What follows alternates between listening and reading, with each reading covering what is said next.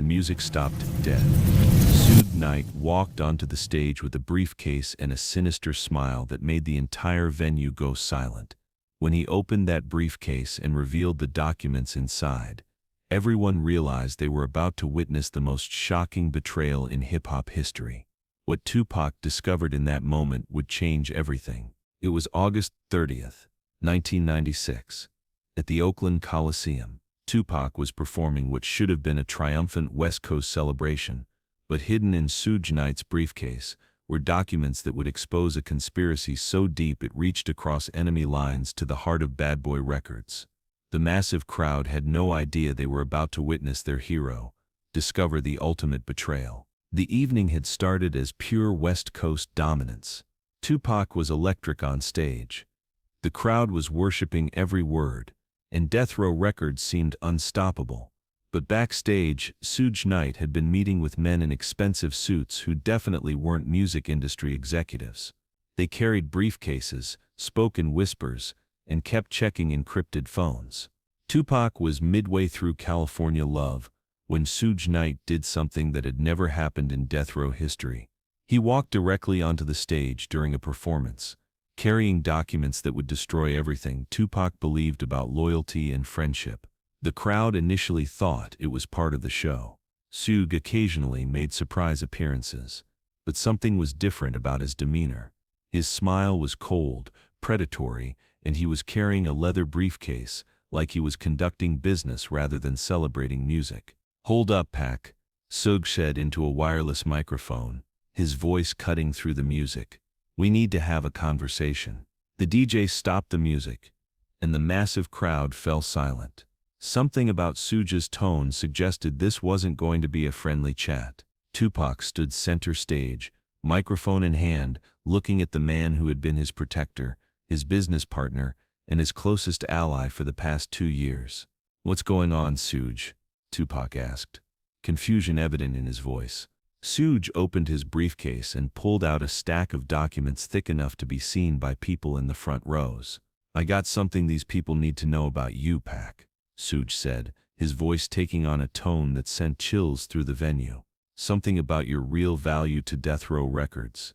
The massive crowd sensed drama, but couldn't understand what was unfolding. "We can talk business after the show," Tupac replied, but his voice carried a note of growing alarm. "Nah," Suge said with a smile that looked more like a threat.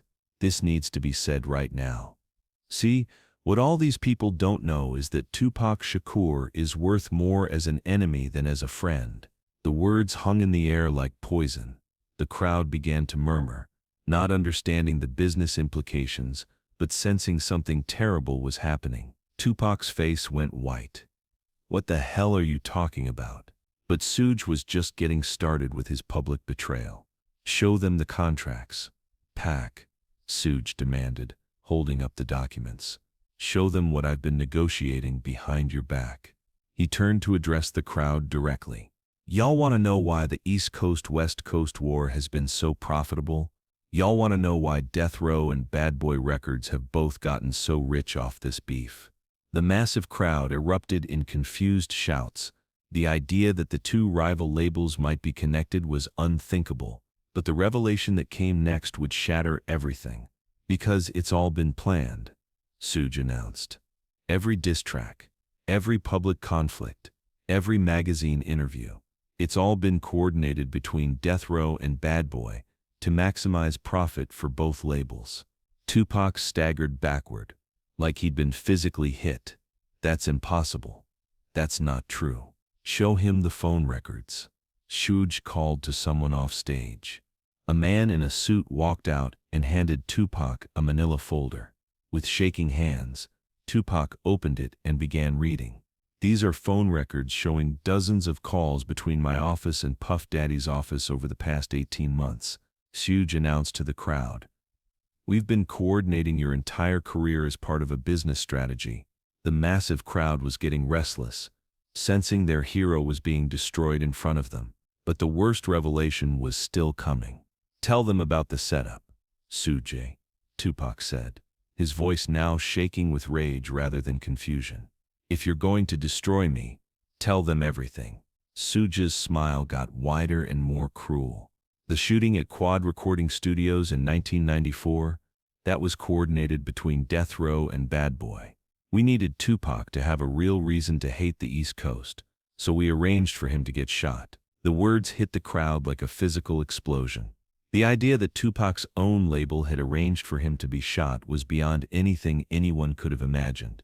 But Tupac was ready to fight back, and what he did next proved why he was considered the most intelligent artist in hip-hop. "You want to play this game in public?" Tupac said, walking closer to Suge. "Let's play it all the way." He pulled out his own set of documents from his jacket. "While you were planning to betray me tonight, I was doing my own investigation," he announced to the crowd. The massive audience went silent, sensing that their hero had a counterattack prepared. "These documents show that Suge Knight has been taking money from Bad Boy Records in exchange for keeping me under contract and preventing me from making peace with Biggie." He held up bank records for the crowd to see.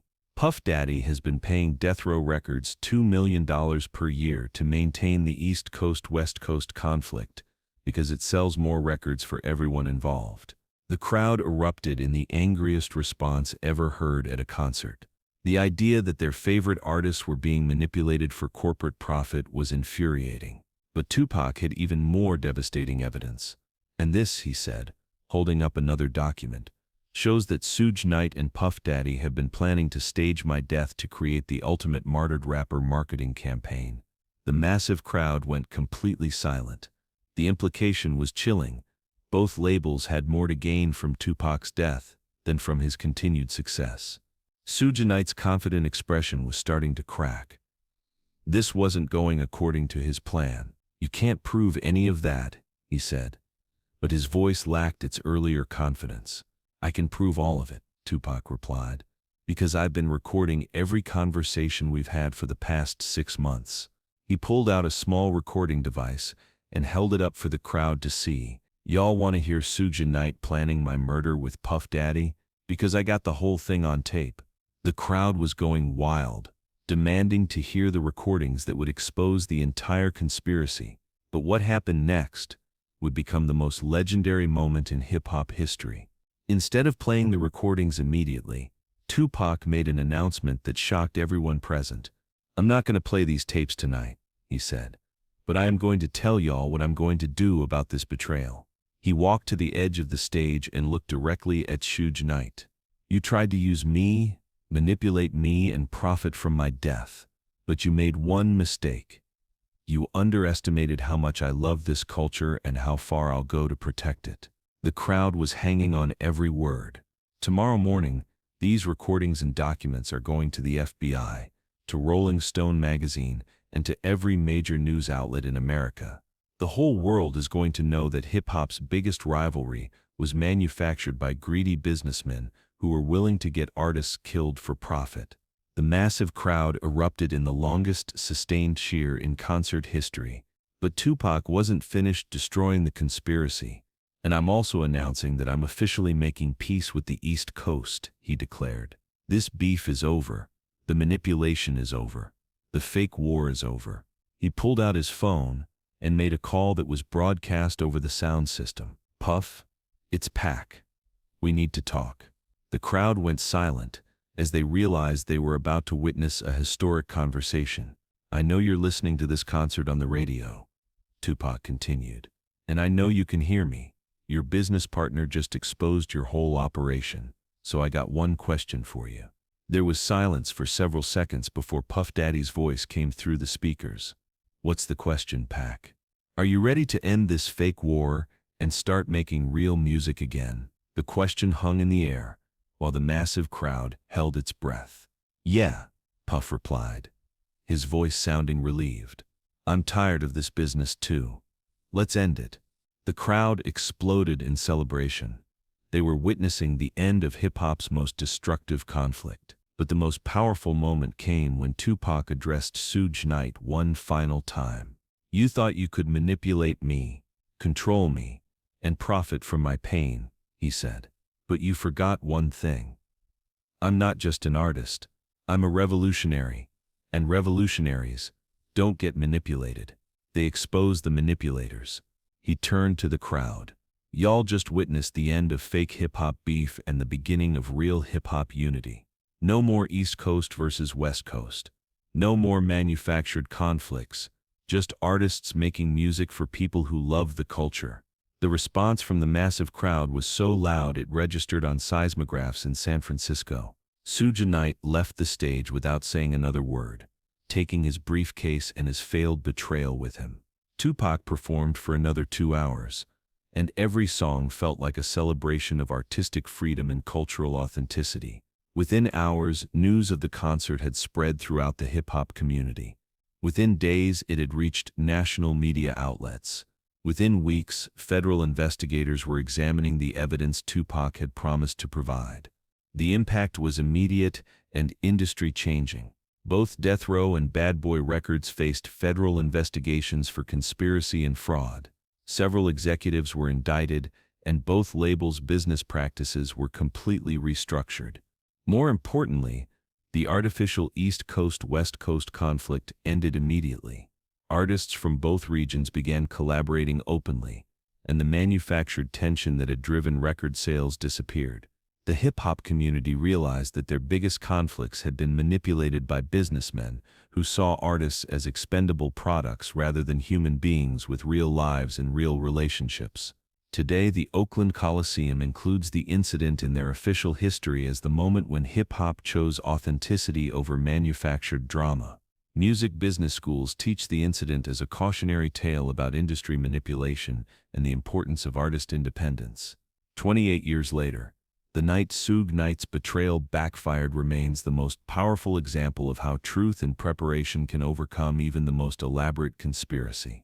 The massive crowd that witnessed the exposure of hip-hop's biggest conspiracy became advocates for artistic integrity and honest business practices in the music industry. The briefcase that was supposed to destroy Tupac's career instead became the catalyst that exposed an entire system of manipulation and freed hip-hop from its most destructive artificial conflict.